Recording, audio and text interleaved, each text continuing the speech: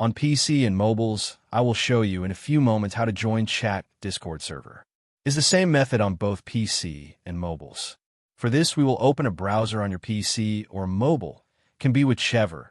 In my case, I will use Microsoft Edge. Now click on a URL bar and type this URL to be able to join this Discord server.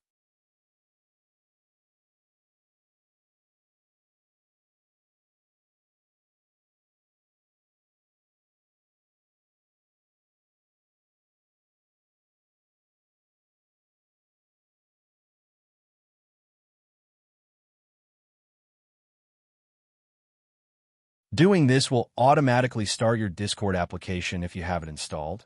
Then click Join, and you'll have access to the Discord server.